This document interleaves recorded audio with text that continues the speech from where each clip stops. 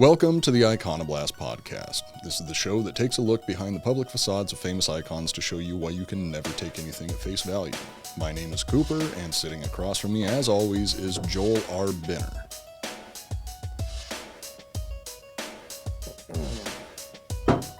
And Joel R. Binner just took a big old swig of whiskey, and he's going to be taking a nap soon. Where'd that whiskey come from? From Gigi. Yeah. Thanks, Gigi. Yes, thank you, Gigi. The whiskey, well, from what Joel tells me, the whiskey's really good, but he won't share it with me. You want to try it? No. You should have a little sip, because Gigi got it for us. I have to... Do you want it in a glass? Give me a little sip in a glass, and then I'll try it out. It's fancy. I shouldn't have drank it from the bottle.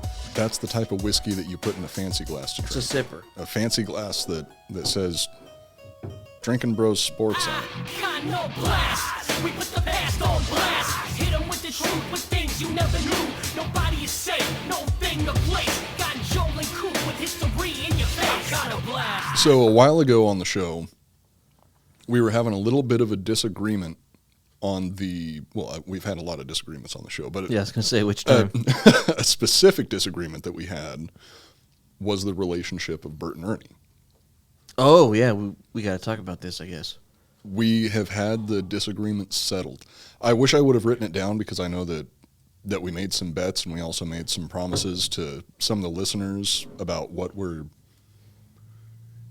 Would you stop mugging to my camera? I'm trying to find the right spot for this. There. Nope, don't block my back. There's something very specific in my background that I'm trying to make sure doesn't get blocked. It's just over my left shoulder. Okay. Well, the right side of the frame, but over my left shoulder. Nobody's commented on that yet. I don't think they've seen it. That's been sitting in the background of every single... Now they're going to see it. Now they're going to see it, but that's been sitting in the background of every single episode, and I haven't heard anybody mention it yet. It's not a dildo. It is. It's not a dildo. It's not a dildo. It's a dildo. Cheers, bud. Episode 23. Cheers. Episode 23. We're getting up there in numbers. We've actually been doing pretty good in the charts also. Yeah. So we peaked at about 27 just after our initial launch. Mm-hmm. And since then we've been up and down the charts, but we've been pretty consistently staying on the charts for, how many weeks has it been now? Yeah, we're doing good. And it seems like people like the show, which is good. I don't know why they like you, but I know why they like me. I don't know why even my own family likes me. I'm not sure that they do. But yeah, it's been awesome. Maybe people are watching just because they hate us so much. Oh, like that could be what it is. Like the reason that people watch, reality TV, I guess. Yeah. So, at least I like why they watch the Golden Girls. How dare you? B. Arthur, Betty White, Estelle Getty. Okay, Betty White's awesome. Whoever that one redheaded lady that fucks all the time was. I can't remember her name. It's kind of weird that I can name almost that all... was weird. I can name almost all the actresses from the Golden Girls except one of them, so... And all the actors from Starship Troopers. But no, not all of them. I can only name 4. There's Casper Van Dien. Well, we don't need to go into that. You brought it up. I'm getting into it. I'm going to pour another drink. Casper Van Dien. Oh, okay, while Joel's pouring a drink, I'm going to walk everybody through the 4 most famous cast members. 5 most famous cast members of Starship Troopers. This is important, and you're blocking my camera right now. Sorry. So anyway, as I was saying, this is important. You need to focus. I already know this. There's Casper Van Dien. God. There's Denise Richards. No one cares. Except for Adam. There's Neil Patrick Harris, and you still need to send Adam the address. I don't know the address to where we work. You've had, what, like 2 weeks now to figure it out? Yeah. Focus. This is important. Neil Patrick Harris, Jake Busey, and Michael Ironside. Michael Ironside? Yeah. Michael Ironside. There's others, but I can't remember their names because they're not important. No, those are all the actors in the movie. The rest are just people. Oh, the rest is all CGI. That was one of those movies that relied really heavily on CGI, sort of like the old Star Wars movies. Wait, Bert and Ernie. Bert and Ernie, yeah. Getting I never liked them. Did you like them when you were watching it as a kid? They were boring. I never watched Sesame Street as a kid. It was always kind of boring, actually. And I just remember it was always on in the mornings, and I never really liked it. See, I liked the Cookie Monster. Okay, Cookie Monster's And good. the garbage can guy. What was the garbage guy? Oscar the Grouch. Oscar the If I Grouch. had- Those are my boys. But if the I rest had- sucked. My favorite Sesame Street character. See, I shouldn't have drank that whiskey. That was already No, too that's much good. for me. Loosen you up. Loosen you up. There's- We have to go back into Julius Caesar nothing that can loosen me again because you care about Julius Caesar so much. Yeah, because he's an interesting character. So, Oscar the Grouch is good. I think I can relate to him the most, but I think the Count is probably my Count favorite Chocula? character. No, not Count Chocula. The Count from Sesame Street. Oh, isn't that Count Chocula? Oh no, that's cereal. That was the cereal. Count Chocula was the best cereal out of Frankenberry, Boo Berry, and Count Chocula. Count Chocula was the best cereal. I never liked any of those. Oh, they were all trash. Lucky Charms is where it's at. I didn't like Lucky Charms much either. How dare you? Frosted Flakes and Fruity Pebbles. All right, Fruity Pebbles are good. I like Cocoa. You know the Pebbles a secret little to bit Fruity better. Pebbles. If you like Fruity Pebbles, you already know the secret. If you don't, then you never really truly liked Fruity Pebbles. The secret to eating Fruity Pebbles is you fill your bowl full of milk first. No, do not tell. You're a sociopath? What do you mean? Only a sociopath puts milk in the bowl. You haven't let me finish. Okay. It's I'll the let you only finish. it's the only cereal I do it with. Because Fruity Pebbles, the little treats are so small they go soggy real fast. So Yeah. you just pour a little bit at a time, and you eat it. And then what happens is you keep pouring it in and pouring it in. It's always crunchy. It's always crunchy. Tastes delicious. And at the end, you have this like half a bowl of milk that's just like pure sugar, and you drink it, and it's awesome. Okay, that might be one of the most reasonable things I've ever heard you say. That does make sense because Fruity Pebbles and Cocoa Pebbles both good. It gets soggy so fast. Real But that's the fast. secret, yeah. This is a history show. Well, Fruity Pebbles is historic. Yeah, true. It's This So- is an informational show, and a lot of people right now are going to try this out and be like, "Oh fuck, I wish I did that." Or a lot of people will be like, "Yep, that's what I did." in our defense. This is marketed as a history show, and we're on Drinkin' Bros History, but we're not always just going to focus on history. We focus on icons. Yeah, we're a show that talks about icons. Yeah, so anything that's iconic, like farts, they take part of, they've influenced history, obviously, but still going on to this day. I mean, I've ripped God knows how many farts today. Every morning. It's funny, every morning I always know, you always know when I wake up. We sleep in separate rooms. We're not like Bert and Ernie, which I'm going to circle back around to. Mm-hmm. But I can always tell right when you wake up, and I'm pretty sure you can always tell right when I wake up, because we have something in common, which is as soon as we're awake and moving around, we rip some loud ass farts. That's personal. We talk about personal stuff on this show. It's part of it. We're letting people into our. That's not me. I don't fart. That was you. And Actually, what- I don't think What's I've- that? What's that sound that I? It's I the hear? bed creaking. That's a really creaky bed. I have leather sheets. Come on, that's part of the draw of this show is the fact that we've known each other Did for. we talk about how we fart in the morning? No, together. the fact that we've known each other for 19 years now, almost 20 years. I guess I just don't We've hear been it friends for a long time. because it's happened You for don't. so long. I know that you hear it because I know laugh at that, farts. I know. And the reason I know that is because I've known you for a long time. But I know that you hear the farts that I'm ripping in the morning, and I know that I hear the haven't heard farts them. that you've laughed at them. If I've laughed, when I laughed, that's if I don't laugh, I didn't hear them. Okay, well, I'm going to try harder next time. Yeah, because push a little harder. eh. If the air conditioner's on, I think I'm losing my hearing. We drink a decent amount of alcohol, and anybody who drinks a decent amount of alcohol can let you know you don't want to push too hard with the fart first thing in the morning. I've never made that It's going mistake to cause some problems. in the morning. You've never sharted? I didn't say that. I said Okay. Not first thing in the morning. no. It's always while I'm asleep or the night before. Just kidding. I think first thing in the morning is probably the most Deadliest dangerous time for me. Yeah. Yeah, it's I got to be real careful. Farting on eggshells, I guess you could say. So anyway, circling back around to Bert and Ernie. Why were you talking about farts? Oh, because we did an episode on farts. Yeah, and Because we're not a history show. We talk about history and we talk about farts. Yeah, we talk about. That's what you're trying to say. We talk about a lot of stuff over the course of history, but the main thing that we focus on is iconic people, places, and things. We focus on iconic nouns. And I think that I've mentioned it on the show before. Well, it's even in our audio trailer that I've got an episode planned where we talk about the whole concept of time. Because time is iconic, and we'll get to that at some point. But we need to finish out Julius Caesar first. But before we get back around to Julius Caesar, we have to talk. Don't you dare disrespect Julius Caesar. We have to get back around to the relationship between Bert and Ernie. Yeah, because we actually got some input from listeners on what their actual relationship is. Yeah, we got 2 separate emails telling us, and I got multiple DMs and messages and stuff. Yeah, I have been. So I'm not used to, you've known me for a long time, and I'm a pretty private and withdrawn person for the most part. Not exactly what you would call a social butterfly, I would say. No, not at all. I like my alone time. So I'm not really used to people, number one, giving a shit about anything that I have to say. And number 2, I'm not used to people talking to me. Yeah. Because I can be a very private person.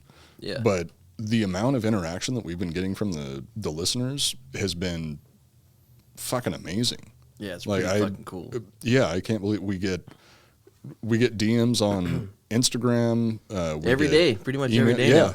It's awesome. It really is fucking amazing. I've been just absolutely blown away by the reaction that people have been having to the show, because I've got real low self-esteem, so I'm not used to people liking anything that I fucking do, because I hate everything that I do.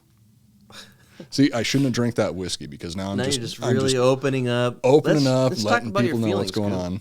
No, we don't want to get into that, because How do we feel today? I mean, it's how's it hanging? It's sometime between. Generally, it doesn't. It just sits on the balls. I guess you could. I guess like you could an call egg it in a basket. Like an egg in a. I prefer to say helmet in the bush, because I used to be a Corn fan. Helmet in the bush.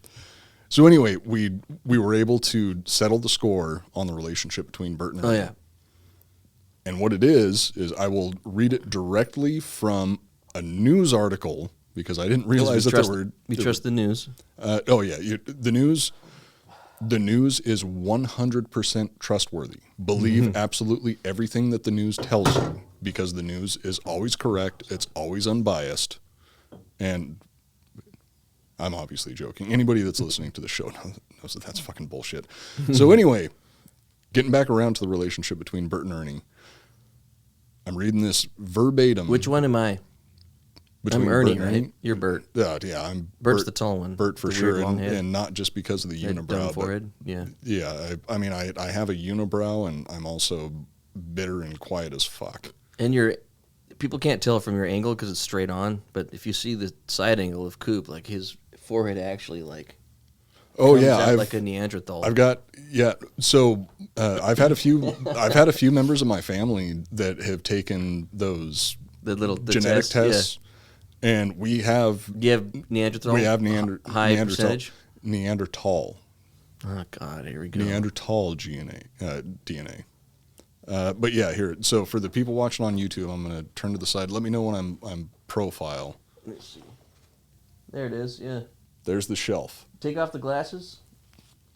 So, okay, turn a little back a little. You're a little too far away from camera. To my left or right? I don't know. Like that. There it is. Look at that thing. You set a beer on that fucking thing. That's how you know he's smart. Yeah, I inherited 2 things from my mother's side of the family, and that is my chin and my soon-to-be, like, fucking turkey neck, which is definitely coming because it happens to everybody on my mom's side of the family. And, really? And oh yeah, really awesome. bad. Really bad. Awesome. It's probably going to be within the next 10 years that my chin and my neck are going to become weeks. one. Well, maybe not 10 weeks. Depends on how hard I am on myself. You've been going hard again lately. I've been burning the candle at both ends. I haven't just been burning the candle at both ends, and I don't just mean drinking. I mean the amount of work that What does that mean? We've been doing. Doesn't that mean getting fucked in the ass and in the mouth? No, that's a Chinese finger trap. Oh, same thing. It's kind of the same. No, You well, burn a candle. It's like if you did that and then the next day you have an STD in your butthole and your mouth, so it's Bernie. I actually like that definition better than the actual definition. So burning the candle at both ends means that you're just using up a lot of energy. You're going too hard. But that's not just Wasting that wick. Not just from drinking. You and I have both had a lot of work to do lately. It's been real busy time. Yeah, I mean, I'm enjoying it. I love the hard work. I love being busy. Keeps me from going insane in my head. So I'm happy about it. Yeah, if I bring it on. I'm the type of person that if I don't have something to focus on and work on, then I just get super depressed. Yeah. Well, we're busy as fuck. But now. I'm getting better. Yeah, we've been really busy. So instead of being depressed, I'm anxious. Yeah, it's one or the other. Opposite ends of the spectrum. That's the two candles you're talking about, or the both ends of the candle. And lately, I have been anxious and no, I haven't been depressed lately. I've been feeling pretty good lately, but I have been very anxious. But that's, Bert and Ernie. Bert and Ernie. Getting too emotional around here. Well, you just never let me talk about my goddamn feelings. We could talk about that at home. So anyway, the argument has been settled about the relationship between Bert and Ernie. Okay. Bert and Ernie are officially gay lovers. Closet. Closeted.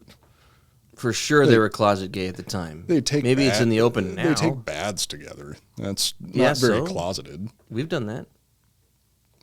I mean, not in a long time. Yeah. That's why our relationship's failing, Joel. Show me a little love every now and then. I'm taken right now. I can't take a bath with you. So this is directly from the news article. Bert and Ernie are indeed a gay couple. That fucking whiskey. You want another shot? No, I don't. Because I have 4 pages of information to read through right now, and I can already tell that this is going to be a goddamn train wreck. Bert and Ernie are indeed a gay couple, Sesame Street writer claims. Former Sesame Street writer Mark Saltzman said Bert and Ernie's relationship was modeled after his own with his life partner Arnold Glassman. Oh, see? Okay, so it was a secret, though. He was like, these motherfuckers don't like that we're gay, because back then it wasn't as kosher as it is now.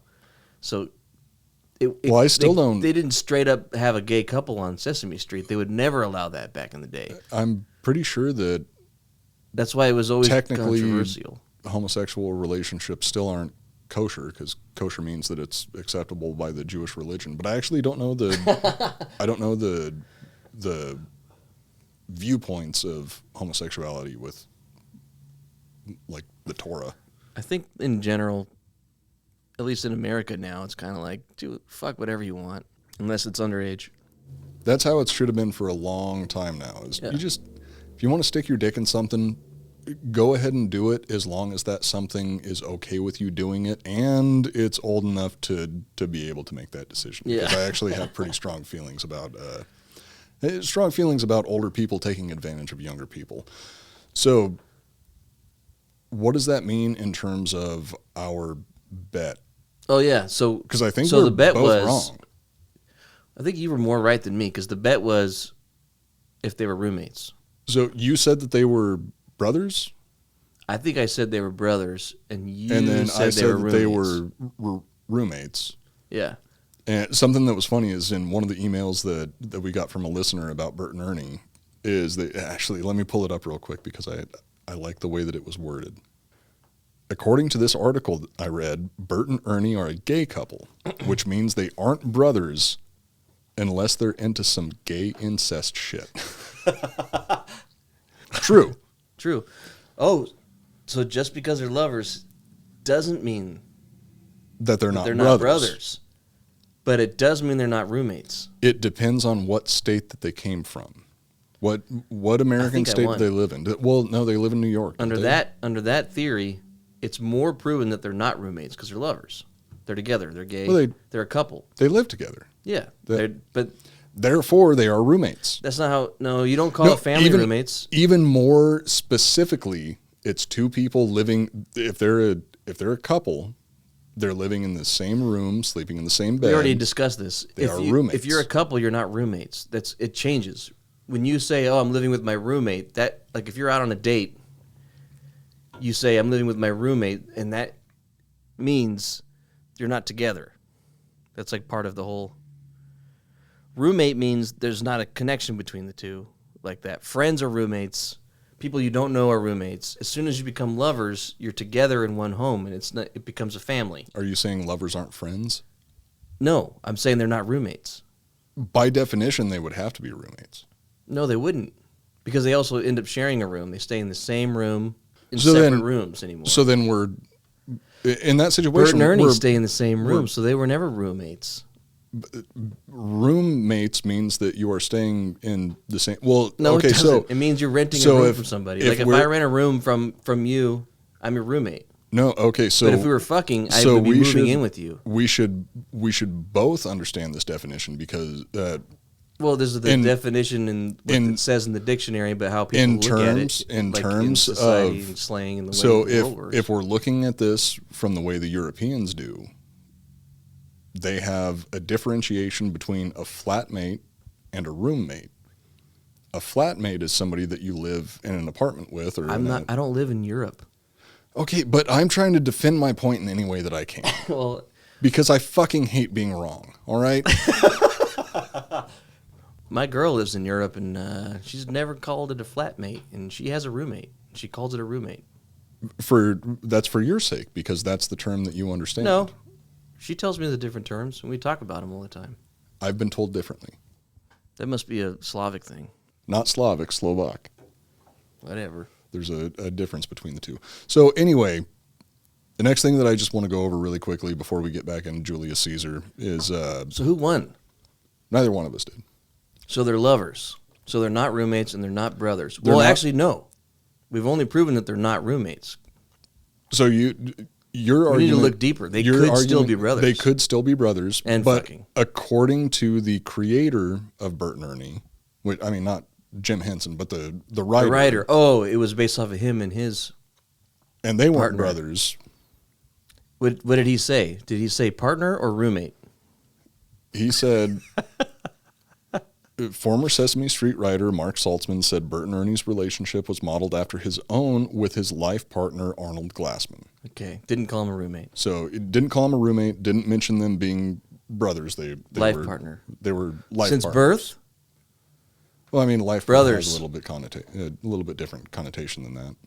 Yeah, you're my life partner. Aw. Haven't we known each other longer than we've been alive? I think 38. Well, 38. It is for you, but not for me because you're a child. It's going to be different for both of us because I think for me, I was about 19 years old when I met you. So at this point, it's just coming up on that. We should find out what that is and party that day. People already think that we're a couple. If we have an anniversary, I think we should have it, and we should have it on the show. Okay, well, we'll pick a day for our life partner anniversary. Yeah. I think. What's it called when you don't fuck? Platonic? Yeah. Well, platonic life partners. There's like two different definitions of. Well, what platonic. if you fucked before on accident, but you don't fuck now? Married? Okay. Yeah. So we have an American marriage, a civil union. So yeah, the only other thing that I wanted to mention before we get back into the topic of Julius Caesar is we've been doing premieres of our episodes on YouTube that lets us get into the live chat with listeners from the show. Yeah. And those have been going so fucking well. They're so much super fun. I can't believe we weren't doing them for a while. Yeah. Because I didn't realize how much fun they would be. And then we started doing them and it's the highlight of my week. Yeah. Getting in there in the chat with everybody and interacting with, I don't know what the protocol is for mentioning people on the air. I mean, Ross and Dan are always calling people out in the live chat and mentioning their screen names and stuff like that. But there's a bunch of them. There's a good handful that have been there for all of them. You know who you are and we love you. Yes. I want to say that directly to everybody that's watching right now, who are probably already in the live chat on the YouTube premiere for this episode. And making fun of us for being gay. And making fun of us for being gay is allegedly. Nobody's proved it yet. And you're in a specific... I've got a super hot Czech Spice. a So specific. that means I'm not gay. I'm obviously straight relationship if I have right a now. super, super hot blonde. Arguably Check bisexual. But yeah, everybody who's with us in the live chat right now on our YouTube premiere, thank you very much. We've been having so much fun doing that, and we plan to continue doing that. Yes. This is the camera to them, right? That would be the camera that we're both going to be looking into at this point in the Love episode, you guys. depending on how you end up editing this. So with that, let's finally get into the this, topic of Julius Caesar, because we still got I got 4 pages of information here, so It's okay. We'll burn through this. I'm going to jump right into it. After defeating the Helvetii in 58 BC, Caesar had a brief disagreement with a German king named Ariovistus. Well, you can't just go into it like that. I just did. Well, it's been 2 weeks since anyone's talked about Caesar. Okay, Let's give yeah, a quick little recap. And while you do that, I'm going to pop this fucking sweet Dax Savage energy drink. Dax Savage Jocko Fuel. We hung out with Dakota at his house the other day, and Dakota Meyer, the Medal of Honor recipient, we went over to his house the other day to shoot a promotional video with him, and he asked us if we wanted some energy drinks. We were like, yeah, sure. He gave us Like 4 or 5 crates of fucking 48 total. 48 drinks. 48 drinks total of Jocko Fuel, his own personal flavor, which is called Dax Savage. Dakota's amazing. He's so fucking cool. So, in the episode before the Jack Mandeville episode, we were talking about Caesar's first foray into Gaul. Oh, that's right. Yeah. In the first battle. Yeah, the first battle that he went through there. And this one we're going to be covering a few of the battles that he went through, but I'm going to be skipping over 2 of them. Well, not skipping over. I'll be briefly touching on 2 of them because they weren't all that interesting. They were still kind of cool. But I want to get to his later actions in Gaul that I think are much more interesting and fit with the theme of the show a little bit more. So, after defeating the Helvetii in 58 BC, Caesar had a brief disagreement with a German king named Ariovistus. Ariovistus wanted to start settling in Gaul, but the local tribes understandably had an issue with this. Seeing as they were outclassed themselves, the Gauls sent messengers to Caesar asking for help. Caesar and Ariovistus had a couple of meetings, but neither one was willing to concede to the other's demands. This ultimately resulted in the 2 armies clashing in a single decisive battle. Although outnumbered, the experience and the tactics of the Romans earned them a decisive victory. So I just want to go over a couple of the details of the battle itself, because the 2 of them, Caesar actually supported, Caesar helped legitimize Ariovistus's,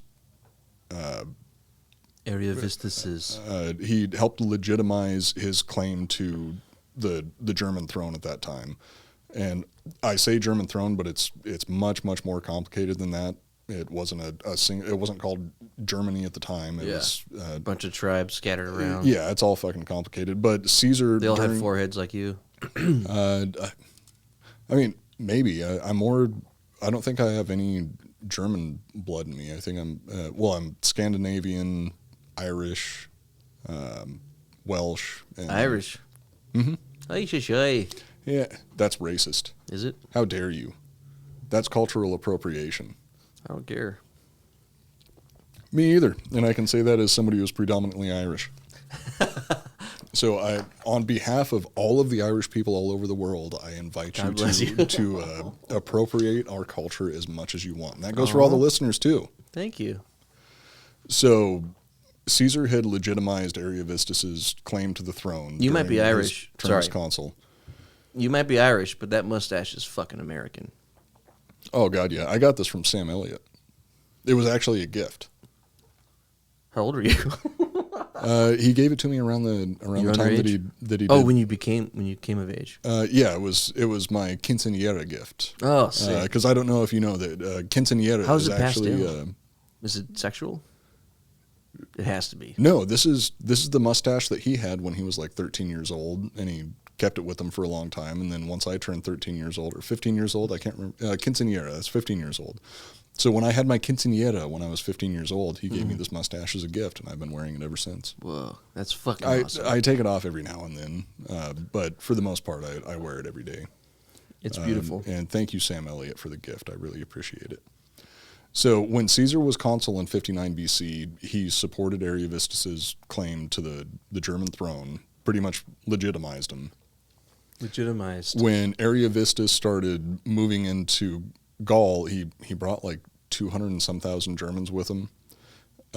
Once he started moving into that area, he was conquering some of the local tribes and taking over their territory. So the tribes sent Caesar a message saying like, hey, this guy's fucking us up. Can you come help us out? Since you already have, he's got like 4 or 5, I think he's got 6 legions at this point. Yeah.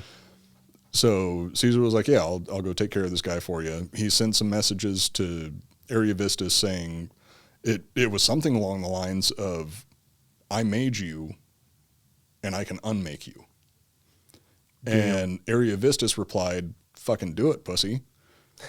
So Caesar starts marching his legions towards Ariovistus's army. Oh, shit. They have a couple meetings, and during the first meeting that they had, they'd gotten an argument. Caesar brought like 10, there was a agreement that they were each going to bring 10 cavalry with them. That's all they were going to bring. Okay. Caesar's entire cavalry at that point was all made up of Gauls, and he didn't want to ride out by himself with 10 Gauls and meet with this foreign king in case it turned out to be some sort of trap. So he ended up putting some of his own infantrymen on horses, which, as we talked about in previous episodes, they were called equites. Yeah. Why didn't he bring Triarii with him? I mean, they might have been Triarii. He brought 10 of his most loyal I would have infantrymen. brought 10 Triarii. I mean, if I was in, they probably were Triarii because yeah, they're gonna be the most mustaches loyal. on. No, they just jumped on the Gallic horses and rode off with Caesar. It's a bit of a funny joke if you understand Roman history, that when he gave his infantrymen horses and said, you're going to be riding with me, they said, you treat us so well, you're making us equites. You get it? It actually doesn't make sense to us now because aren't they already equites? No, no, they weren't. He took horses from the Gauls and put infantrymen on them, but it's a double. Oh, the equites were the ones on the horses. Well, it's a double entendre because an equite was synonymous for horsemen and one of the wealthy landowning Romans. So it was a. What are the people in the front? Apparently, it was a real knee slapper back then. Well, at this point, they didn't have. One's throwing poo. Well, those would be, so this is post-Marian reform. They're gone now, but what were they called? Originally they were called velites, but now they're auxiliaries. So they still have skirmishers that would be out in front of the main force, but they're not velites anymore. They're auxiliaries. So Caesar, Velites, equites. Should we go over the Marian reforms again? No. But that's why I was trying to understand. I didn't get the joke because when you were saying velites, I was thinking of the guys in the front. Yeah, well, the velites were the guys out in front, but the equites they have horses. Equites. No, the equites were the ones on That's horses. what I meant. So when you were saying the equite joke, I was thinking velites. It's close.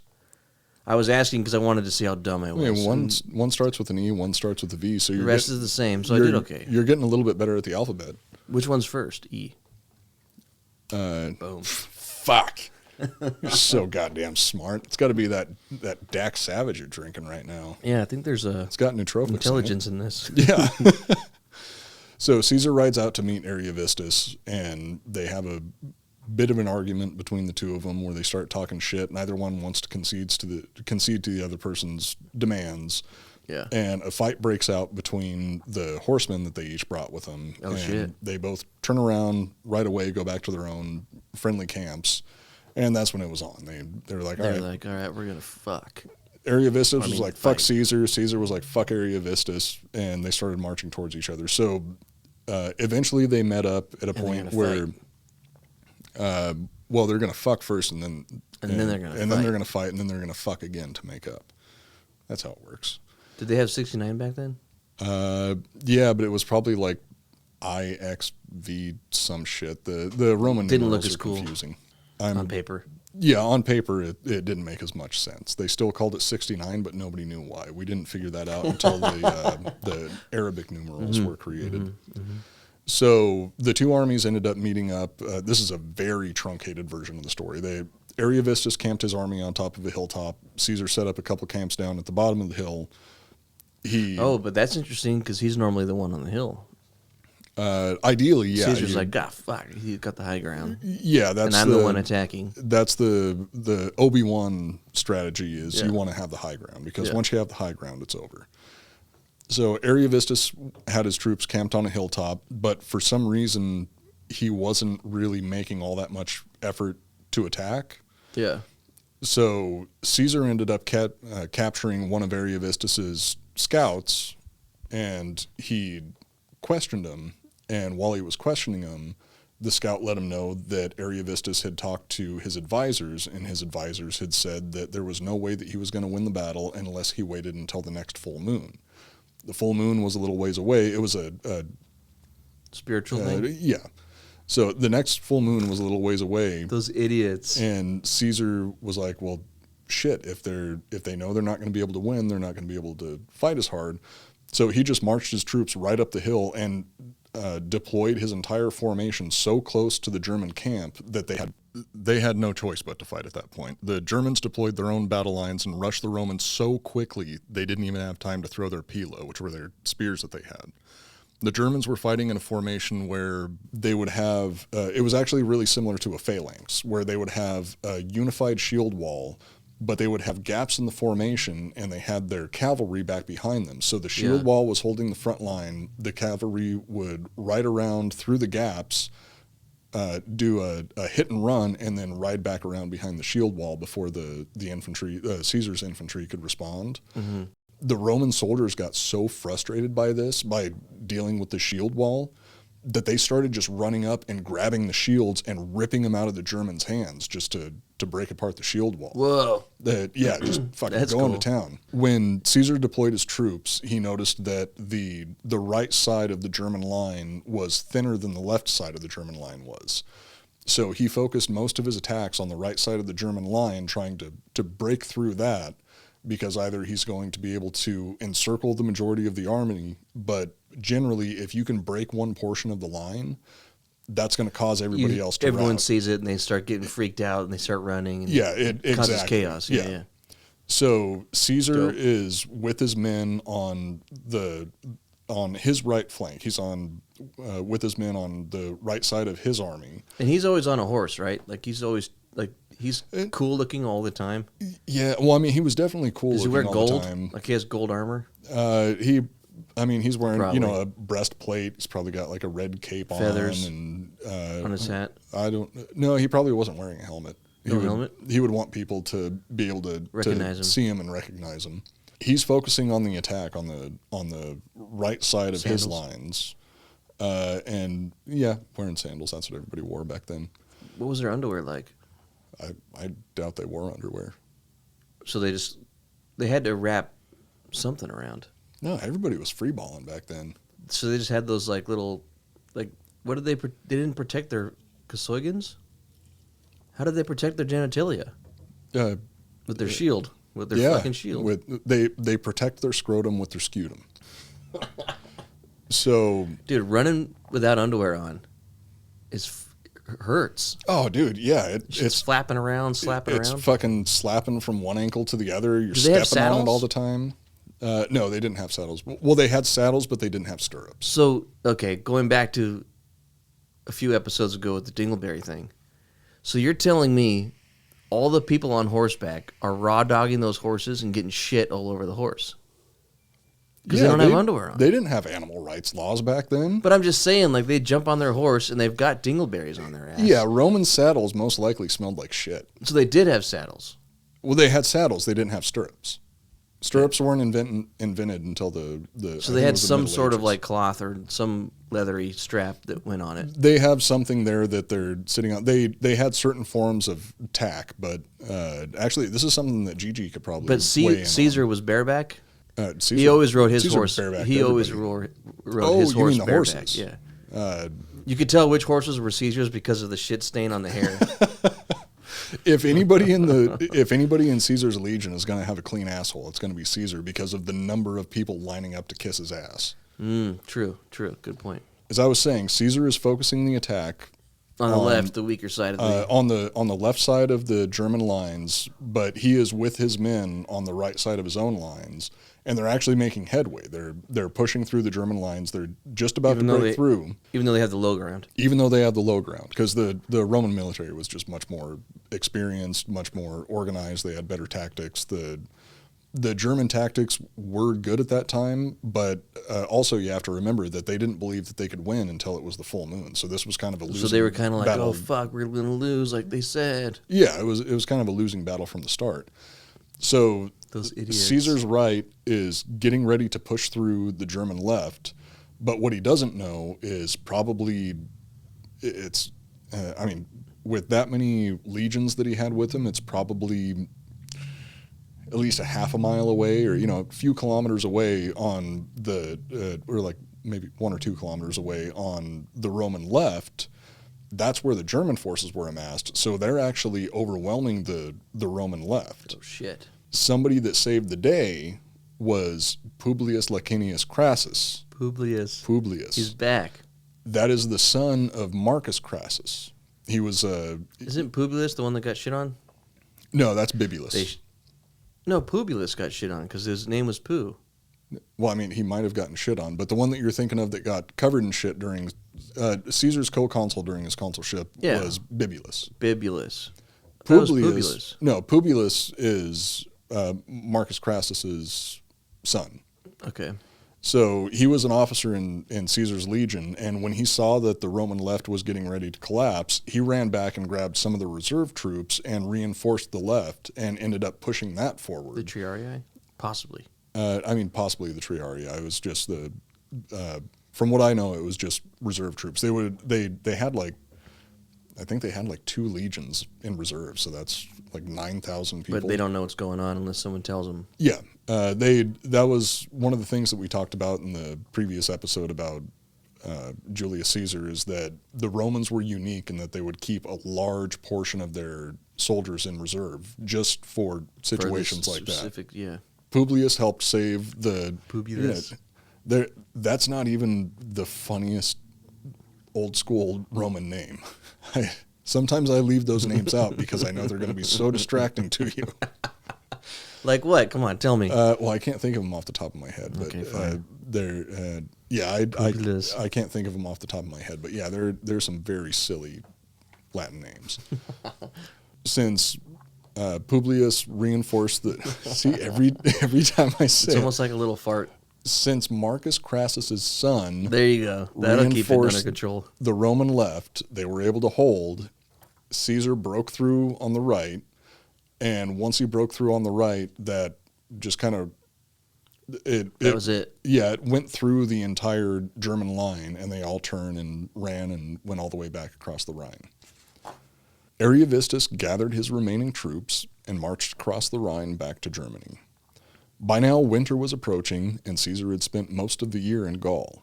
Seeing as he was still expected to govern his 3 provinces, Caesar gave command of the legions to Labienus and returned to tend to his political duties. Labienus is his boy, right? Yeah, Labienus is like his right-hand man, and he was his right-hand man through... his Bert to his Ernie. Yeah, exactly, through the majority of Caesar's career. Maybe, I don't know. I don't want to speculate because that's going to be another 45 minutes of talking about something that we know nothing about. While back in Cisalpine Gaul... I was going to say play chess, but whatever you were thinking. I don't think that they had chess back then. I thought they invented chess. The Romans? Yeah. Not that I'm aware of. I mean, I could be wrong. I'm wrong about a lot of things. While he was back in Cisalpine Gaul, Caesar received a message from Labienus warning him that one of the Gallic tribes in the north, the Belgae, were building an alliance against Rome. Caesar used this as an excuse to raise 2 additional legions and march back into Gaul. Caesar was now in charge of 8 legions, giving him roughly 40,000 soldiers under his command. Fucking crazy. If you recall, when Caesar was given his provinces, he was supplied with only 4 legions. He had now raised 4 additional legions, all without consulting the Senate, and this was making Rome a little nervous. Doubled his army. With that, he he essentially made himself the most powerful man in Rome. Yeah. There was nobody else who had that many troops under their control. He had 40,000 troops under his control. And That's crazy. This is one of the reasons that we went over the Marian reforms, is because one of the effects of the Marian reforms is that it made the troops loyal to their general, not necessarily to the state, because the state would help supply arms and armor, but the general is paying their salaries. Right. So he had 40,000 troops that had his back and not Rome. Yeah. And also, since G shit, dude. Caesar was able to be declared or hailed as imperator when he was on his campaigns in Hispania. So he was very, very good at inspiring his men, very good at leading his men, and very, very good at earning their loyalty. Yeah. So anybody that was working under Caesar's command was going to be loyal to Caesar. They trusted him. Yeah, they loved him. Kind of like how they loved Gladiator and Gladiator. I knew it was going to come back around to Gladiator. We are going to do an episode about gladiators at some point, and that's when I am going to blow my fucking brains out from the number of references that you make about Gladiator. But it's true, though, what I said. Because his troops waited for him for like 4 years while he was captured. They were like, we still have loyalty to you. Maximus Decimus Meridius? Yeah. Even though you're a slave now. Wait, they waited for him? Yeah. They were out, remember? Because when his own, like, one of his lieutenants or somebody that was high in ranks finds out that he's a fucking slave gladiator dude. And then is like, dude, we're still here. Catches him, sees him, is like, your troops are still loyal to you. We're waiting outside the city, you know? And he's like, all right, I'm going to break out of here and I'm going to come to you. But then he gets captured. Yeah, it seems accurate enough. Then Joaquin Phoenix fucking cheated. Shanked him. Cheap shot at him, dude. Cheating fucking bastard. I don't know how bad Commodus was in real life. I think that he was actually not as bad as they portrayed him in Gladiator. I think we should do a fun one-off episode about the movie Gladiator. And rip it apart. That's something that we've talked about before, and that's something that I actually want to do is for some future episode, I want to pick a movie that portrays some historical moment, something that's trying to... Yeah, because, I mean, inevitably, I think... Saving Private Ryan would be a good one. Saving Private Ryan wasn't based on facts. It was loosely based on what... Obviously, World War II happened, D-Day happened. That's right, all but we real. could compare how it really was to what it shows in the movies. People, I mean, that's... The people that it was based on weren't... they weren't directly based on real people. They were based on some real experiences. So that wasn't real footage in the opening when they on the shore? That wasn't real footage? No. Tom Hanks fought in World War II. No, Tom Hanks fought in World War II, but they didn't film any of it. Oh. But yeah, for some of the future episodes, we're definitely we'll pick... It's probably going to be an episode when we're both very, very busy and don't have time to do anything else. So we're just going to pick a historical movie and point out all the reasons that it's wrong, which Braveheart is one of the most accurate films of all time. Yes, Okay, who would win? Who was tougher, Gladiator or Tom Hanks in Saving Private Ryan? What weapons are they using? No, who's tougher? They're not fighting each other. Just Tom Hanks. Tom Hanks. For sure. Yeah. Yeah, Tom Hanks. There's something, sure. I don't know what it is about Tom Hanks. Tom Hanks was the toughest motherfucker ever in that movie because he was part Hanks. He was part of the greatest generation. Yeah. I love that Tom Hanks is the toughest motherfucker ever in that movie. Tom Hanks never got captured and turned into a slave. True. Just saying. He didn't fuck up. And Tom Hanks is also never... And he blew up a fucking tank with a pistol. That was the... No, planes flew over. I'm not Planes flew over. I'm not going to ruin And they were dropping bombs. I'm not going to ruin your perception of these movies anymore. Because we still haven't even gotten through the first goddamn page of the notes. It's okay. We've got all the time in the world. This is our show. We can do whatever we want. Yeah, you're right. But I'm almost out of White Claw, so that means that at some point I'm going to have to get up and go to the bathroom and grab some more White Claw. I have a lot I want to say, but I can't say it when you're in the room. What, are you going to start reading through some of your fan fiction? With 8 legions, Caesar marched to northern Gaul to face the Belgae tribe and their alliance of over 70,000 soldiers. The legions were outnumbered nearly 2-1. Although they outnumbered the Romans, the Gauls were disorganized and had no singular leader to unite under. Yet. And I say yet to be ominous and foreshadowing. Okay. They had no singular leader yet. After one minor engagement during a river crossing, the Romans routed the Belgae, leading them to decide they were better off going home to reconsider their strategy. The next day, the alliance dispersed and returned to their homes. This was Caesar's third victory in just over 1 year. So one of the battles that I skipped over was the Battle of Axona, the Battle of the Axona River, and mainly because it was interesting, but, I mean, interesting to me, but I find really boring shit interesting. Like Julius Caesar? Julius Caesar is not boring. How dare you, bastard. I'm just kidding. So when Caesar defeated the Belgae alliance for the first time at the Battle of Axona, winter was coming up. All of the tribal leaders needed to, yes, winter was coming. All of the tribal leaders needed to go back home to help take care of their tribes, and that meant that their troops had to go back home and get ready for winter. So they had a meeting and they all agreed, like, hey, shit's kind of fucked up right now. How about we all just kind of go home, rethink things, and then we'll reconvene later, which happens about 3 years later. Okay. In a big way. Having sent the Belgae packing, Caesar had a perfect opportunity to return home and continue to govern his provinces. Then he looked at the 8 legions he had with him and thought, fuck that. I'm going to stick around and wreck shop.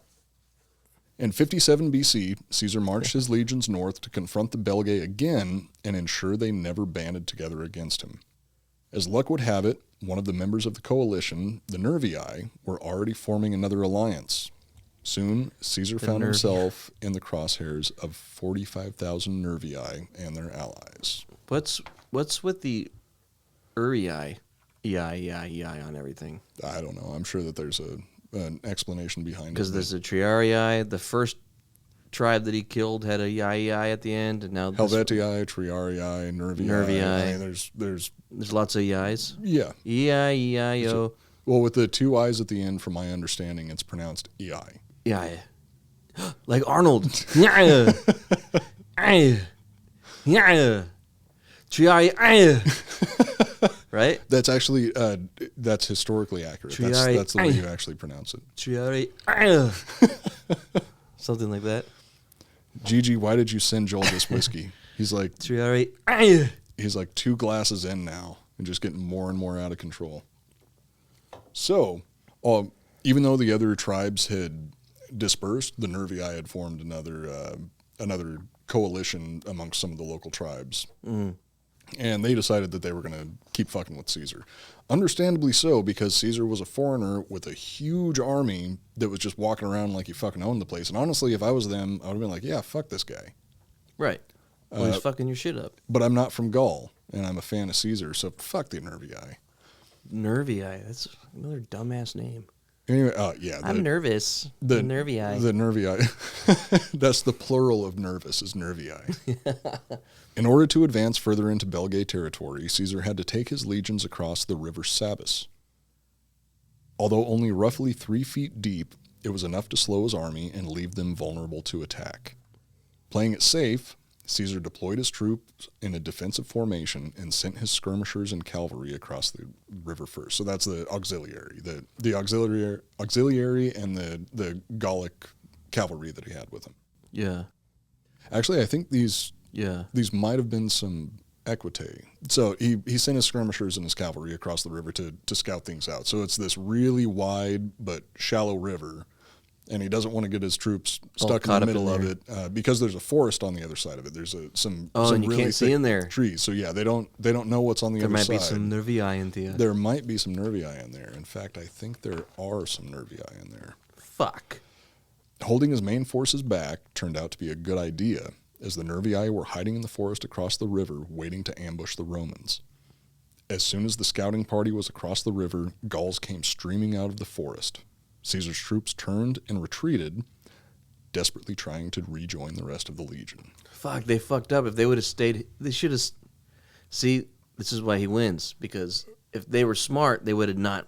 They would have hid, waited for the army to actually all go. Honestly, then yeah. attack. Well, so Caesar, I think the Nervii most likely got. They were probably nervous. God damn it! That's what I think. The Gauls were most likely impatient because what Caesar was doing is he held back the majority of his forces and he had them start building defenses, because the way the Roman legion traveled is they would carry Like the first one, like along the river, probably building up little walls and little bunkers and shit. Yeah, well, at this point, his legion was on the move. They were trying to move further into Belgae territory to make sure that they just crushed everybody there, and they were never going to. So what were the defenses band like together then? again?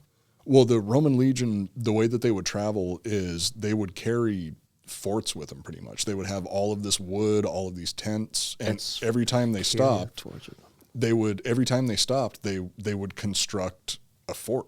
Pretty That's much, they would have badass. walls. There's a reason that the Romans took over so much territory, and that's because they were really fucking good at fighting. They had really good tactics. They had amazing I've never engineers. heard that before. They carried the wood with them on in their supply trains. Forts with them. It's not like they were pre-assembled. It was all the no. Yeah, I get it. Like, they carried have Lego sets with them. They got donkeys with them and shit. Yeah.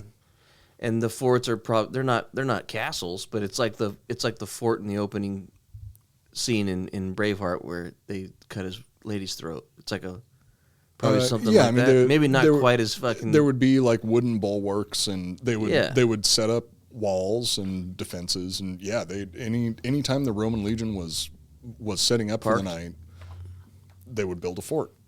And it made it sick, dude.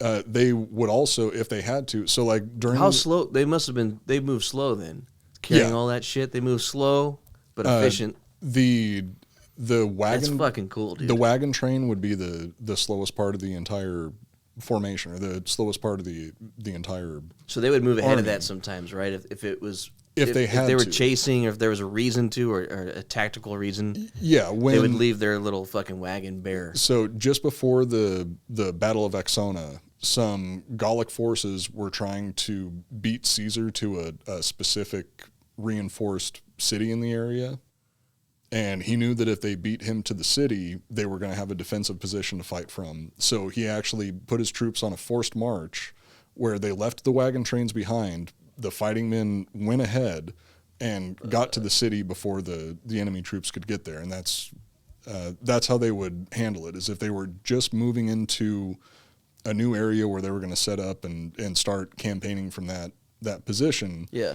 everybody would travel together. But if they needed to move fast, the fastest ones would be the cavalry or the mounted troops. So if they needed to get a lot of people somewhere very, very quickly, you just send out the cavalry and the skirmishers to a certain point, because the skirmishers had lighter equipment. The auxiliaries, they would have lighter equipment. So would they like leave maybe a legion with the wagon? Yeah, train? And that's something that we're going to get to a little towards the end of this episode, where it's a good idea to leave at least a smart motherfucker couple thousand troops with your wagon train, or else they're going to be fucked. So Caesar sent his cavalry and his skirmishers across the river to scout things out, and while they were scouting, he had the rest of his troops starting to build defenses. So the way that I see it is the Gauls saw that they were ready to just fuck they up wanted some to Romans. fight. They wanted to fight. They wanted to show these guys like, hey, get the fuck out of our territory. So the rest of Caesar's legions aren't necessarily going to be all lined up on the shore in easy view. So is there a forest on the other side too? There's trees all over the place. Who knows? I fucking knows. Because the river's not even in the same place that it used to be in, because rivers move a lot over time. The landscape back when all of this stuff was happening, especially around rivers, were they the only ones bringing forts? Because I couldn't. As far as I know, yeah. Could you if it was you and me and we were a Gaul and we thought we were the shit and we're like, we're gonna fuck with this army, and then they just brought a fort with them and you watch them build it in one night. That must be like wait, what the fuck is going on here? Caesar actually used that as It's intimidation factor. Yeah, like, Caesar. you're like, wait, what the fuck is going on? Caesar would use. That would take me and my family like a fucking year to build that. Yeah, it was actually Caesar used the organization and the cohesion of the Roman military as a means to intimidate foreigners. Like if there was a situation where one of the ways that he didn't win a battle, but one of the ways that he avoided a battle was just by sending his troops out and having them perform maneuvers, showing how organized they were and how many people he was able to control and get to work in unison. And they were just like, there's no way we have any chance of beating these guys. They're the best. So they would just fucking split. Which, I mean, it was a good idea, because if you can get that many people to work together that well, you are going to win. Yeah. You're giving the enemy a chance to not get slaughtered. Yeah, you're like, hey, look at what we can do. Are you sure you really want to fuck with us? I mean, it's the large scale military equivalent of going out there and just like flexing your muscles. Yeah. It's like, you sure you want to do this? Because it's probably not a good idea. Right. And it would work. Because if you have the way the Gallic tribes would band together, like it's a bunch of small individual tribes. And they would join them, essentially right? extended family. Yeah. That's the reason that I could see doing that. Like if you saw that shit and you're like, what the fuck? You'd want to join them. Like, dude, these guys are obviously going to be on the winning side, so I would rather be at the right hand of the devil than in his path. Yeah. Crazy. Fuck, that's crazy. And that's one of the reasons that Caesar actually, besides his own pride and desire to conquer other territories, one of the reasons that Caesar responded to Ariovistus bringing Germans across the Rhine and invading Gallic territory is because Ariovistus attacked one of the closest Gallic allies that Rome had. Because Gauls would create alliances with Rome because Rome was very, very fucking powerful. Mm-hmm. And like I said, it's sometimes it's better to be at the right hand of the devil than in his path. Regardless of how you feel about him. It's like, do I want my entire family wiped out, or do I want to just I'll agree with this. Be okay with this person? You send them grain and crops every now and then. You pay them tribute because that's what you let them fucking fuck all your women. You let his troops fuck all your women. Yeah, and probably Caesar too. Fuck. I mean, I think that's the big one. That's the one that makes it real hard. That's a historic precedent. Is the men from another society are going to come in and they're going to have their way with your women. And how many sets of armor do you think Caesar had while on tour? You mean how many like that he would wear personally? Yeah, like every day was a fresh, clean one, and he had a little team that was like cleaning his shit. His underclothes, I think he would probably have a few sets of those. And I mean, he's got servants around. They're going to wash that stuff for him. He had his own tent? Did he have his own fort? Oh, yeah. Well, not his own fort, but he would for sure have the nicest tent out of everybody. Yeah.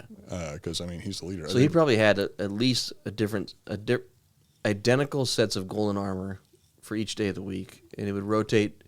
Maybe it was three to 5 sets of gold armor, depending on how long it took to clean. Like each set, right? If he had 3 servants, it'd take a day to scrub that down. He doesn't want a single dingleberry on that armor, especially the codpiece. So he clean that shit up. So 3 to 5 sets of golden armor, I would assume, on 3 donkeys, because it's heavy. Few things wrong with that. Plus his tub, his bathtub, golden bathtub. Well, I doubt that they were carrying bathtubs with them. If they're carrying forts, they're carrying a bathtub for Caesar if he wants one. The tunics that he would be wearing, because that's what the majority of people were wearing at the time. Men and women were wearing tunics the majority of the time. Different styles of tunics. What is a tunic? A tunic is pretty much like a dress. A poncho? We would nowadays, I think we would call it poncho. I mean, we'd call it like a sundress, pretty much. But you have like a muumuu. Belt. A muumuu with a belt. Yeah, kind of like a muumuu with a belt. Okay. Tunic is kind of like a muumuu with a belt. Yeah, okay. Men and women would wear different styles of tunics. The whole idea. You think Caesar never wore the same tunic once per battle? He had 100 tunics. Like, would he change his clothes during battle? No, but per day. Like Would he change his clothes tunic- multiple times a throw day? No, once a day. Throw that tunic away. Bring me my fresh, clean tunic. I don't think he would throw it away. No? Yeah, coming across fabric back then, like fabric was big shit. Like that was. I just want to know how how baller was he? Like, Oh, he was going through the ladies. He was going through sets of armor. well. You have Okay, a different horse every day, so he was baller. No, he's not going to be switching out horses. I'm pretty sure. Like you, or did he have like 3 of his bro horses and they all had names? I think it was probably more like that. That if he had one for speed, one for war, and one to snuggle. he might have snuggled a horse, but Well, like the one that he really loved, like it because he is- has his one love. there horse. is historic precedence for people having a strong. Okay, now let me finish before you jump in and talk about people fucking horses. There is precedence for people having a strong relationship with their horse. Like Alexander the Great had his favorite horse named Bucephalus that he absolutely loved. It was a really, really good horse, and he took as good of care. Super good care. Took really good care of it. See, that's why I said, just let me finish didn't say before you anything. talk about people fucking horses. I didn't say anything. I know what you're thinking, Joel. I've known you for a long time. I'm only thinking what you're thinking. And wait, no, I think I might have gotten that wrong. I think Alexander the Great had Incitatus. Incitatus was his horse. I think Bucephalus was. I think that was Caligula's horse. I love the bond between a man and a horse. I can tell from the type of pornography that I always find on your computer. So I don't think that Caesar was throwing away tunics. I think that he had a handful of very nice tunics that he would wear. And also togas they weren't worn very commonly. Togas were, so if you picture ancient Rome as a bunch of people wearing togas, that wasn't the case. They would be They were wearing worn tunics. Tunics were Ponchos. were far Or more muumuus. common. Muumuus with belts. The toga was generally either a ceremonial garment that you would wear, or they would wear it in the Senate. It was sort of like the modern day equivalent of a suit. business suit or Yeah, a yeah, gown okay. or something like that. So you don't think he was wearing a suit to war because he was that badass? No, togas are notoriously like cumbersome. It's like meters and meters of fabric that you have to wrap around yourself in a very specific way. They're heavy. They don't protect you very well. Okay. they So can he's be in a tunic, cold. probably As far rotating as- around the same 3 to 5 tunics. Yeah, something like Same that. with his armor. And he's the armor. I think that you would have one set of armor that's fitted to you, because the armor is difficult to make. You have to have a blacksmith make So that. maybe he and loved form his it. one set of armor. He's got every soldier would Backup armor? would just have their one set of armor that they would keep with them and maintain. They would have, But he'd have his triumph armor that was obviously too ridiculous to fight in, but had giant lions and made of pure gold and jewels. And Well, no, during a triumph, they don't. The triumphal general doesn't wear armor. They wear a purple toga. They wear a purple toga. They paint their face bright red, and they wear a They paint their- wreath of feather. We're gonna, get like to I that, said, yeah. we have an entire episode dedicated to the triumph because it was weird as Last fuck. question, and we can continue. Mm-hmm. I'm just trying to. When you said forts, everything changed in my mind of what the army looked like when they were moving. So now, if they're making forts every night, then they're making Caesar's little private quarters every fucking night. And I want to know more about that because Yeah, which that would just be a tent. It would be a nice tent, and there would super probably nice be some, tent, and some there'd really be fucking nice things 3 in sets it. of armor, now 5 tunics. I still think How that many slaves did he have? I still think that he only had one set of armor. No idea how many slaves that he had. I Maybe mean, one set of armor. He would have an But he entire loved his armor. retinue with him. I mean, he probably. Well, How often did they cut his nails? Caesar was probably neurotic enough that he chewed his nails. You think he chewed his nails? Interesting. Probably. Okay. I mean, I don't think he chewed his nails. I'm just kind 5 of slaves? I'm just How kinda many women? Spitballing. I don't think that they traveled with all that many women. Really? Yeah. Well, I mean, You because didn't nothing in your research showed like how Well, many women. you're going into a foreign land that Has has women. women there already. So You think they were why bring it with you? okay? So I mean, the women. What if he had it? What It's if he fucked had a up, but couple the- women that he loved, just like his horse? Well, he had his wife back home. But she didn't go with him. No, because he's going around just raping Gallic women. That's what the entire Roman legion was doing back then. Do you is they think he just cruise jerked all off? over? I have no idea. But he Well, I mean, always had a woman there to fuck, so he never jerked off. That's Peop- probably Men have been jerking off for as long as hands and penises have existed. But if you're so Caesar, I'm sure you don't that have he was to. jerking off. No, I mean he'd probably just be like, "Hey, go to this village over here and kidnap 6 Gallic women and bring them back over here so they can massage me and jerk me off." Yeah, and that's stick what I their mean. fingers in So my he ass. didn't do it himself. At some point, he had his little team of 3 guys that When he was always he didn't have to ask anymore. Like there was always just a butt waiting. Like like a servant with a plate of food like this, waiting. Are you hungry? No, okay. He's staying by the horse. He had the same thing. On the left side of the horse was the guy with the food. On the right side was 2 guys just holding a butt up. What, like a woman's ass severed? tied up. No, the whole body's there, but just there's a blanket over it. It's just the Well, ass. Like, look at, ready? Look at the way that you're you wanna objectifying jerk- women. do you wanna You're jerk saying off? they're just carrying an ass when what they're carrying is a whole woman, Joel. That is a not person. to Caesar. He Well, jerks. yeah, that's not to how he Caesar. jerks off now because he's so badass. I mean, yeah, He doesn't probably. use his hand. Well, he no, uses a butt, and they put a blanket over their ass, so he doesn't know. It's like it the was the way- ancient version of the modern pussy butt. No, the way that Caesar is, if he was ready to get his rocks off, what he's going to do is he's going to look into a polished piece of metal so he can see himself And then jerk off. and then jerk off. Okay, I see. He was a narcissist. He I see was that. he was absolutely in love with himself, for sure. but that could be the first pussy butt if what I said is true. That's a person. Right, but back then they couldn't make fake asses and stuff. that you could They did fry. have dildos back then, but yeah, I think it would be much harder. What were the dildos made of? Wood, Rocks? ivory, rocks. There's been dildos around since like 10,000 BC. That's like some of the oldest artifacts that have been found have been fucking dildos. That's awesome. So yeah, dildos have been around for a long time. It's much harder to recreate a vagina than it is to recreate a penis. Penis is pretty simple. Vagina is very. It's a lot harder to get a very vagina complex. than a penis. That's how That's it goes. life. Real easy to get a penis, real or fake. Much harder to get a vagina. It costs a lot more in either situation. It either takes a lot more effort or it takes a lot more design to either create or obtain a vagina. That's why they're such hot commodities. Yeah. They feel great, don't they? I wouldn't know. Still a virgin. Why are you laughing? Because it's funny. That I'm you're so saving virgin. myself for somebody special. Good for you. I don't know who that is, but I know that she that she's out there. Okay, I don't even know where I left off. So the Caesar sent. Can you So- say, whenever you reference Caesar, can you reference him as Caesar in his golden armor?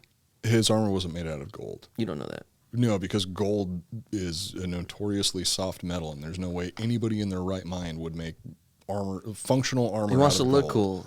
Fashion before Gold, pleasure. gold filigree, maybe, but Okay, I'm good with that. Caesar Okay. and his gold filigree. So Caesar and his gold filigreed army sent his troops across the Sabis River. He sent his auxiliaries and he sent his equites. Well, he sent his Gallic cavalry, his cavalry in general across the river, the 3-foot river. the 3-foot river. The rest of his troops are setting up a camp. And once his scouts get across the river, all of a sudden thousands of nervii start pouring out of thousands of Gauls. The nervii. God damn it. Thousands of Gauls start pouring out of the forest Yeah. and start attacking his cavalry and his auxiliaries. So they retreat back across the river, trying to rejoin Probably lose a Caesar's main forces. Most definitely, they're going to be losing some people. Anybody who falls behind and actually gets caught by the enemy troops during a rout, like when you are running away from the enemy force, that is when you have the You lose highest the likelihood most. of dying. Right. Because as soon as you get caught, they're just going to run you down, Kill stab you. you to death, and yeah, you're fucked. If you're Turn you into lucky, a pussy butt. if you're lucky, they kill you. If you're unlucky, then you get turned into a pussy butt. Yeah. Or you get burned alive. I'm not sure which is worse. Burned alive. No thanks. A pussy butt's worse.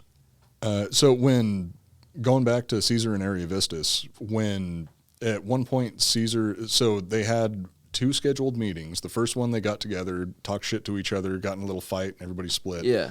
Ariovistus requested a second meeting with Caesar, but instead of going himself, Caesar thought it was going to be a trap. So instead of going himself, he actually sent his favorite interpreter, Oh.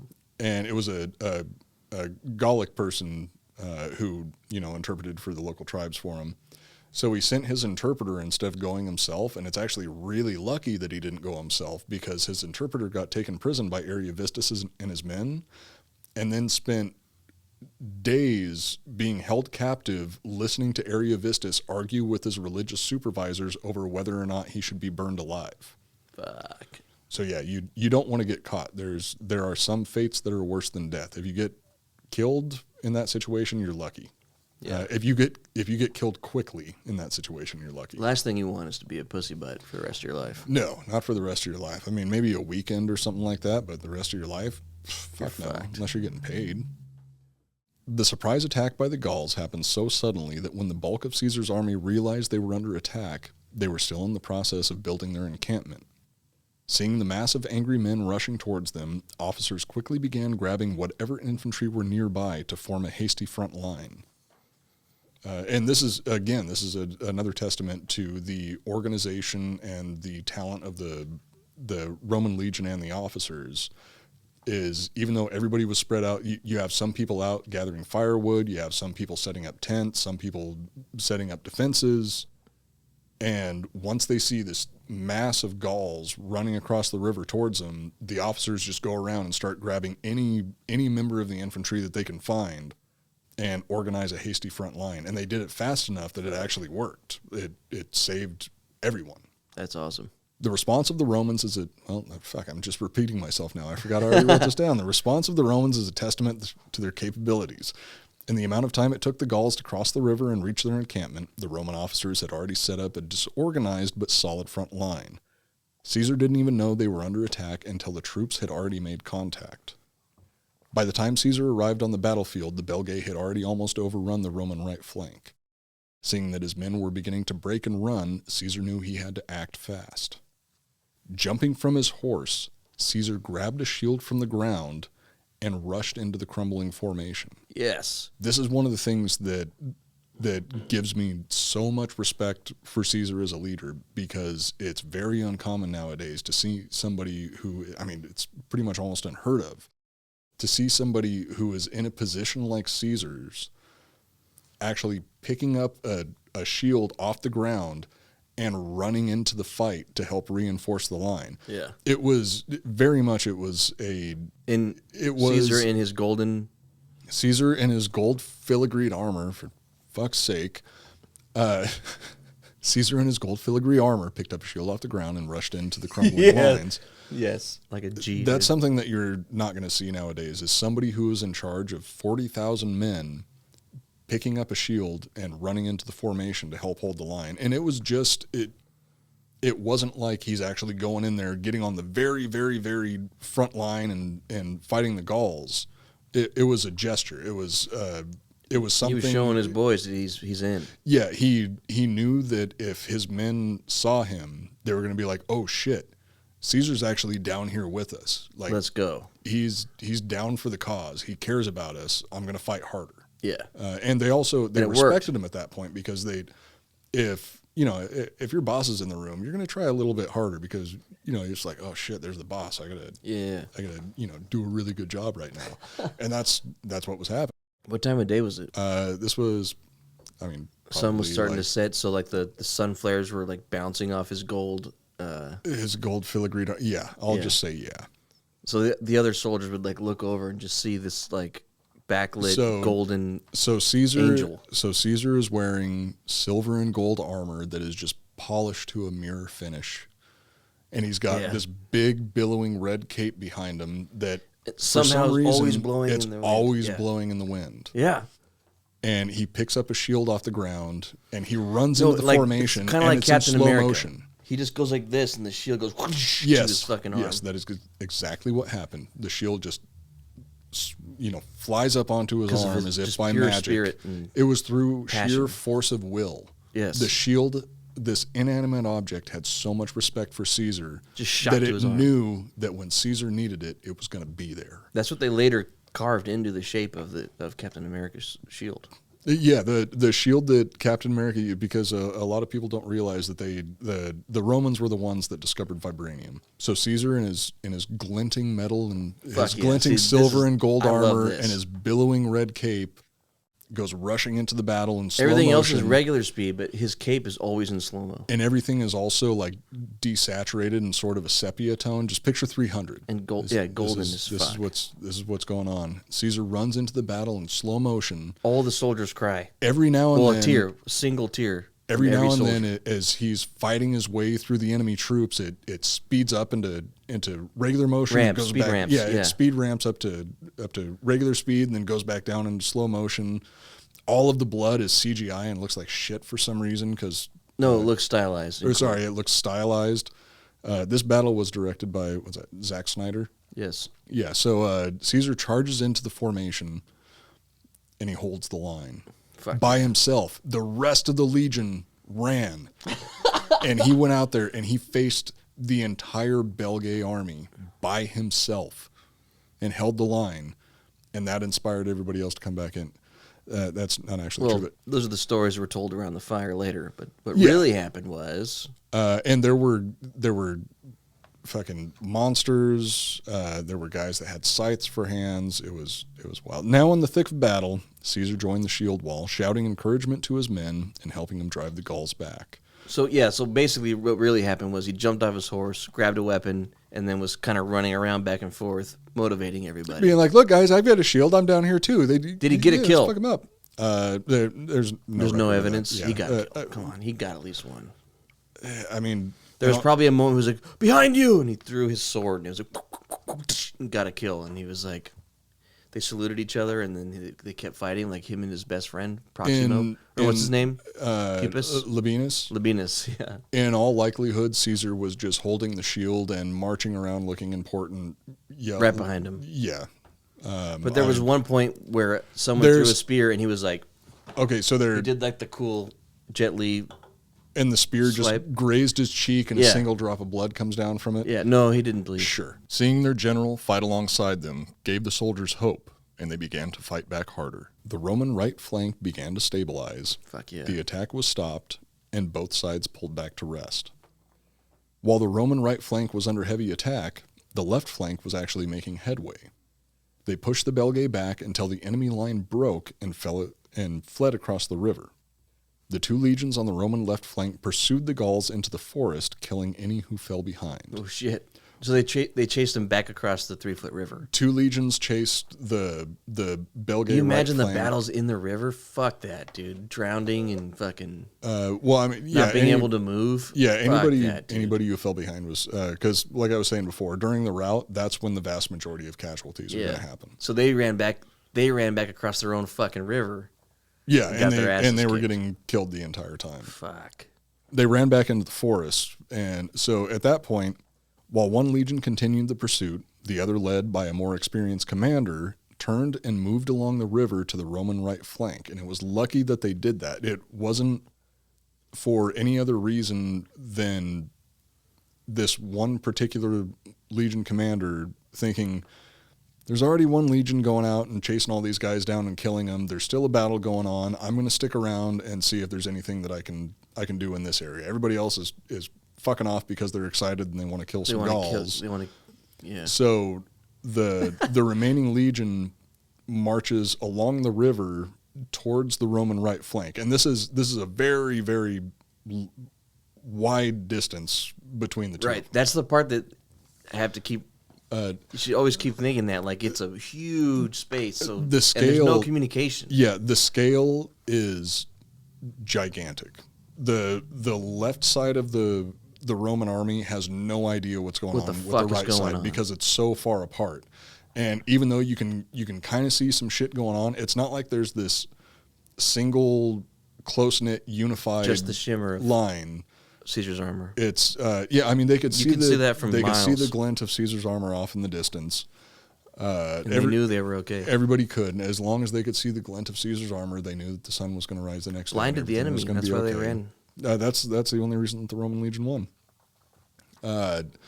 So this single legion goes marching along the river towards the Roman right flank, and honestly, if it wasn't for this one legion commander doing that, this could have been Caesar's last battle, because the right flank was already crumbling at that point, and Caesar jumping down and inspiring his men helped hold them, but the Gauls only stepped back to catch their breath.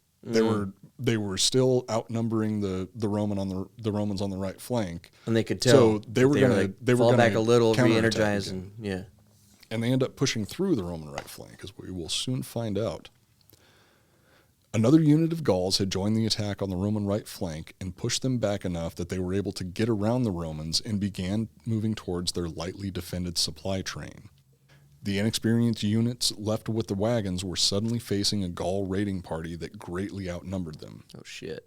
About this time, the legion that had pursued the Gauls across the river made it to the Roman right flank and hit the enemy units from behind. Now completely surrounded, the Gauls on the right were beaten, and almost all of them killed. So the legion that didn't pursue the enemy, that crossed the river but didn't pursue the enemies into the forest, Let's go this way. they took a hard right, Thank went God. down the river, saw that the Roman right flank was about to crumble, which it did partially crumble because Gauls broke through and started attacking the wagon train back behind the rest of the Roman line. Yeah. So this one legion And charged Caesar was in there somewhere? Yeah, Caesar was in there. This other legion charges across the river, hits the Gauls from the rear, and then Fucks 'em up. the Romans surround the Gauls and kill almost every last one of them. Jesus. But there was still a large group of Gauls that had gotten past them, and now they're attacking the supply train behind them, Now they which is gotta go get only this shit. it's only guarded by the least experienced troops Yeah. that Caesar has. And they're at this point. terrified when they see this raiding party come flying. Oh in. yeah, and they're outnumbered. A small number of Roman soldiers was there, and they're being attacked by the Belgae. Were the by a long shot, the Belgae were the fiercest fighters in all of Gaul. Caesar even mentioned that in his memoirs, that the Belgae were the strongest fighters in Gaul. Were the memoirs written in gold? Yeah, they're all written in gold in the blood of his enemies or something like that. I don't know, whatever. It's whatever either sounds gold or cool the enough blood for of me. his enemies. Yeah, that's what I A read. combination. He wrote That's it. what I've heard. Yeah, he wrote it in the blood of his enemies using a gold pen. Back at the Roman supply train, the rookies were outnumbered and fighting for their lives. The combat was so intense that slaves and porters were forced to join the fight. Grabbing whatever weapons they could, the civilians ran into the fray, hoping to push them back. Oh shit! The wagon riders. the people that were just there as porters and servants and slaves, and taking care of the wagon train, they saw that these inexperienced Roman troops were about to get overrun by this massive. So like we're fucked unless we Gauls. help. Yeah.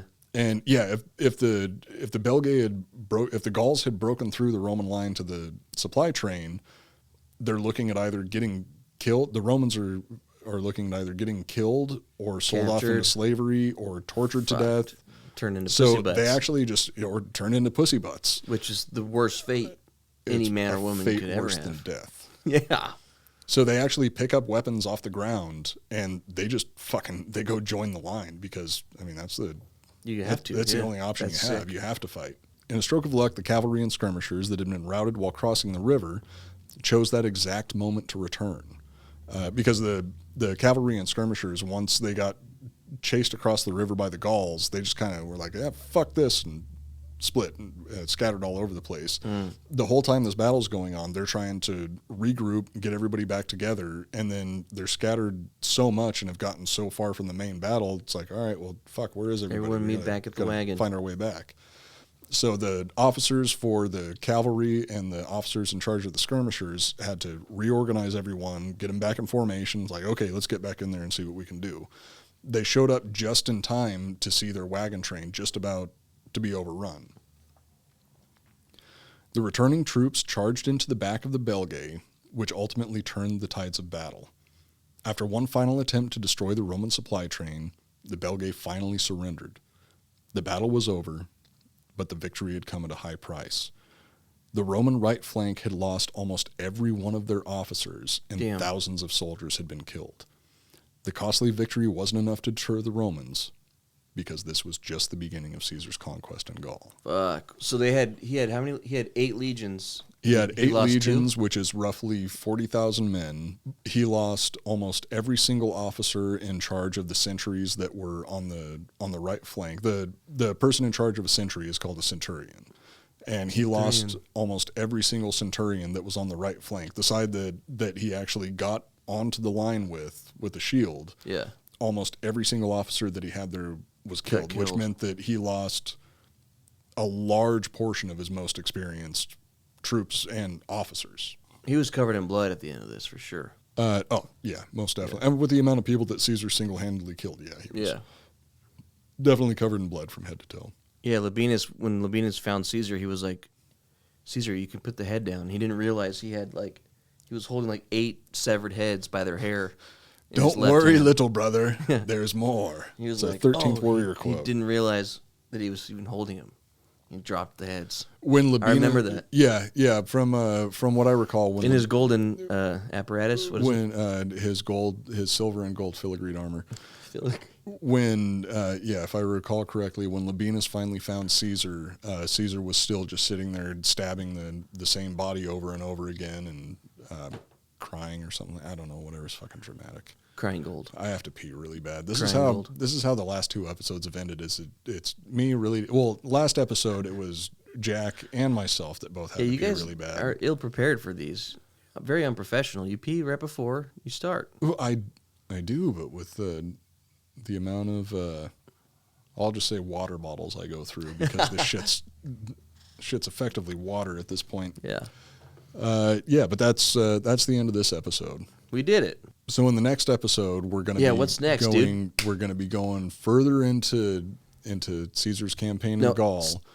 We're going further into Caesar and his golden apparatus. No, golden pussy butt. No, his golden armor. Caesar and his gold filigreed armor. Yeah, filigreed. What does that mean? Like engraved? You've got a bunch of little fancy shit all over it made out of gold. Yeah, he had that. You know he did. Come on. I don't know. Maybe. Yeah. Okay. Yes, he did. You're not having any fun.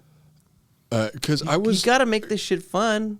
But I'm not going to make it golden pedigree. I'm not going pedigree. He had golden pedigree that he fed his dog every day. Yes. Okay. Yes. If that's what you want to say, I will let you say it. But I am not going to mislead our listeners by making Everyone up knows stuff. Everything that I say is bullshit. You can make it dramatic. I will make it factual.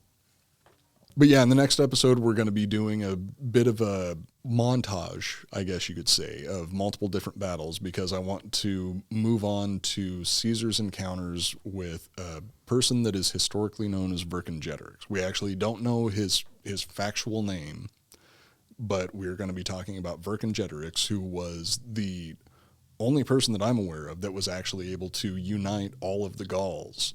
And he probably gave Caesar the most resistance out of anybody in Caesar's military career. He was a fucking amazing military leader. Vercingetorix was. So Caesar was as well. So this is his one of his main rivals. Yeah, definitely. Sweet. One of his main foreign rivals, because there's other battles in Caesar's career that he had difficulty with, but the most difficult battles were either against other Romans or Vercingetorix, because Vercingetorix is the fucking William Wallace of France. Fuck yeah, that's cool. So this is if Caesar was Batman, this would be the Joker. Vercingetorix? Vercingetorix. If Caesar was Batman, Vercingetorix would be the Joker. Okay. If Caesar was Luke Skywalker, Vercingetorix is Darth Vader. Well, except he's not his dad. So maybe that's not the best. As far as we know. As far as we... Maybe Caesar's his dad. So maybe Caesar's Darth Vader? Well, it could be Darth Vader and Yoda. Maybe Darth Vader and Yoda. I don't know. No, Batman and Joker. Batman and Joker's better? Yeah, Batman and Joker is a better example. But yeah, let's go ahead and call it for this evening. All right. And we'll get out of here for the night. iTunes users, please remember to subscribe, rate, and leave reviews if you can. We're actually doing pretty good on the charts right now, but we want to get higher up on those charts because much like Caesar, We got a taste for power, and now we're power hungry. We just want to take over this shit. And we still need more ratings and reviews, though, because we still don't have sponsors. We're just under the amount that we need to get there. We're very close. If another way that anybody who wants to help us support the show, tell your friends. Yeah, tell your friends about the show and get them grab their involved. phone, hit the subscribe button for them. They don't even have to listen. Just get that subscribe in there. Just get those. That's what Joel is gonna. That's what Joel's gonna. That's what I've been doing to all my friends. That's not what I'm gonna do because I try to be an honest person. But Joel said it. I'm not going to dissuade you from doing that because this is America and everybody's free. You got to get there. Which, by the way, I just found out today that we're actually doing really good in the Netherlands, also of all fucking places. In the Netherlands? What do you mean? We're the Netherlands. We're like 75 on the charts. On the history podcast charts in the Netherlands. Yeah. No shit. Yeah, we're multinational now. We're going worldwide, baby. What's up? We're also doing the show on YouTube now, which a lot of people already know, but something that all of you might not know is that with each release that we've been doing, we're doing YouTube premieres now. So on Monday nights, if you want to join us in the live chat for our YouTube premiere, subscribe to the Drinking Bros History channel. It's going to give you a notification that we're going to be premiering an episode. And we'll be there. We'll be in there. Yeah. Joel and I are going to be there ourselves. It's a lot of fun. There's a lot of, you can ask questions, you can fuck around. Most of the time we end up on there's like the shows going on, and then the chat is on a completely different subject going on, and it's a lot of fun. Yeah, and also I try to take the opportunity to kind of fill in some of the missing information that I don't talk about in the episode. He also corrects all the misinformation that I give. The facts that I know. I try to, but there's only so many hours in the day. Yep. You can also follow us on Instagram. That's actually a good way to find out when we're going to be doing the premieres and any other information. Follow Iconoblast Podcast on Instagram. Yeah, at Iconoblast Podcast. You can also follow Joel at Joel R. Benner. You can follow me at Coop Newcomb. That's probably the best way that you're going to get any information about what we have going on, because we always post stories and things like that to let people know what's when the premieres are going to be. And aside from that, check out all the other shows on the Tetherball Academy Media Network. You've got American Party Podcast, Softcore History, Drinking Bros, which I'm sure everybody already knows about. RPR, Ross Patterson Revolution. Donate to the Drinking Bros Patreon, and that'll give you access to the Jack Sesh. Jack Mandeville is the host. He was the Jack Sesh and Ross Patterson Uncirced. Yeah, I was talking to Ross today. I was like, dude, let me set up a little spot for you. I mean, he's down for me to build him a set and light and fucking. So maybe soon there'll be video for that, because right now it's just audio. Uncirced is probably the dirtiest and most offensive podcast that has ever been made, and that's why it's on Patreon only. So if you want to get access to that, you got to go to Patreon. But that's also going to get you the Friday Night Jack Sesh, which Jack Mandeville was a guest on our show last week. He's a fucking history major. He knew his shit, dude. He really knows his shit. Yeah, that was awesome. And that story he tells, we should post that segment. We should pull that clip. Because that would be good. About the crazy story that he knows about Robert Lincoln, Todd Lincoln and the relationship between him and the people that family. Don't give it. Don't give blah, it away. Blah blah blah. Yeah. We should. We'll post it. Yeah, you got to watch the episode to find out the story that we're talking about if you haven't checked it out already. But yeah, that's it for this episode of the Iconoblast podcast. Come back next week, and we're going to be going over Caesar's campaign in Gaul a little bit more, but it's probably going to be a little bit more action-packed because we're going to do multiple battles. I mean, that was pretty action-packed. We learned about Pussy Butt, his gold armor. Like, that was cool, man. Like, they build forts and shit when they're on their downtime. Okay, that's true, yes. The other stuff you said isn't. You know for a fact that there was no gold on his outfit? There was probably some sort of decoration. Yes, I don't know if it was gold or not. But there's some set deck. It's still. He had to look cooler than everybody else. It's still, well, yeah, definitely, but it's still. I mean, it's disputed the exact way that he might not have been in gold. I'm sorry. Not have been in sorry. gold. I got excited. I was imagining the battles. I was envisioning. It's okay. Everything, and it got excited, dude. That's what you're here for. This has been the Iconoblast podcast. My name is Matt Cooper. I'm Joel. I'm going to have one. Thank you for this, madam. Yes, thank you. Thank you for the whiskey, even though it made this episode really fucking hard to get through. It was great. This was my favorite episode because I'm drunk. I am Matt Cooper, and you are. That's Joel Benner, and we're reminding you to never take anything at face value. Cheers. Feliz Navidad.